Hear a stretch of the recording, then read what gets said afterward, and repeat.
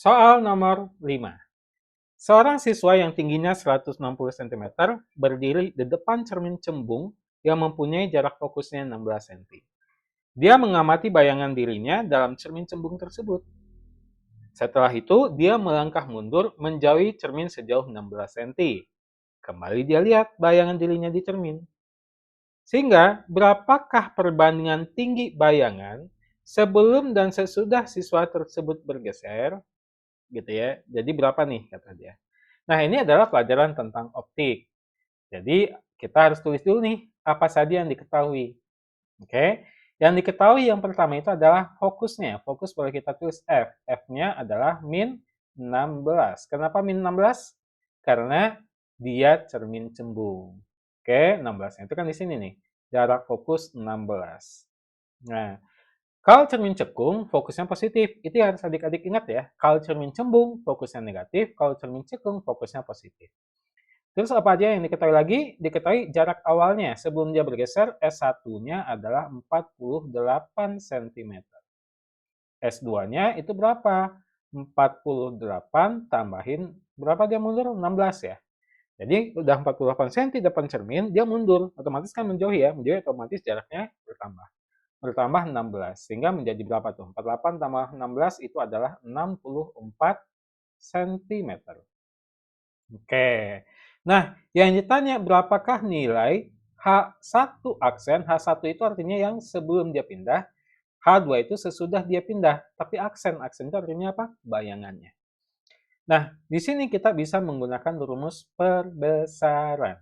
Ya, bisa kita pakai rumus perbesaran atau M, gitu ya.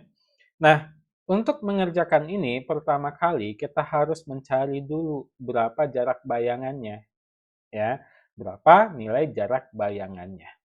Nah, untuk mencari jarak bayangannya, kita bisa pakai rumus. Ini kita yang pertama dulu ya. Yang pertama itu yang sebelum. Nah, rumusnya apa? 1/F sama dengan 1/S1 tambah 1/S1 aksen.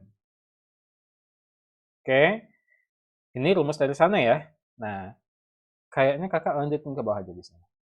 Oke, nilainya masukin 1/F-nya kan min 16 sama dengan 1/48 tambah 1/S1 aksen.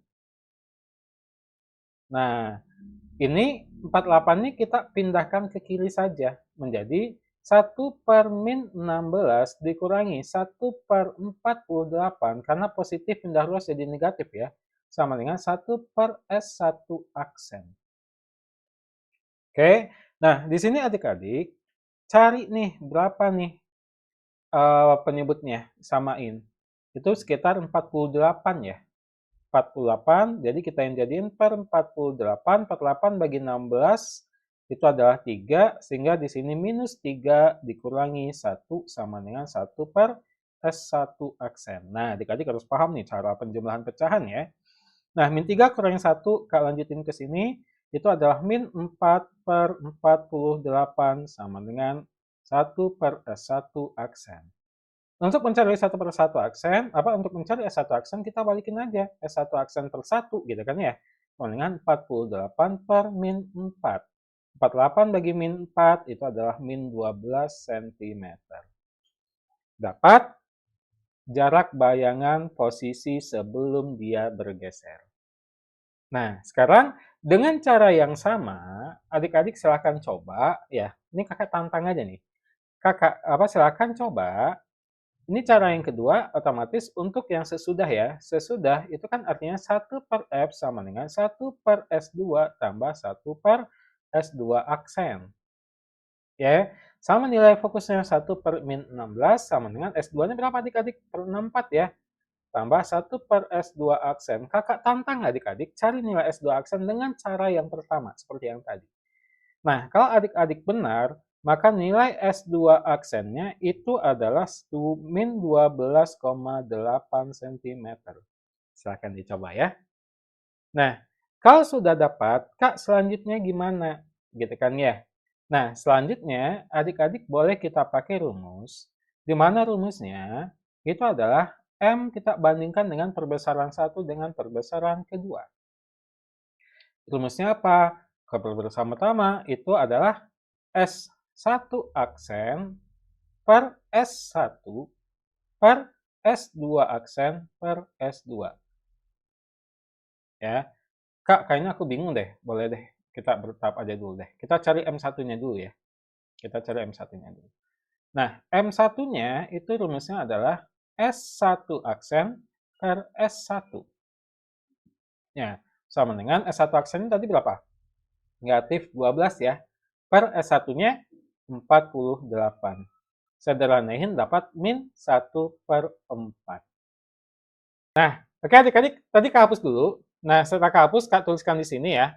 Nah, kita lanjutkan. M1-nya kan tadi dapat min 1 per 4. Sekarang M2-nya. M2 rumusnya adalah S2 aksen per S2. S2 aksennya tadi kita dapat min 12,8.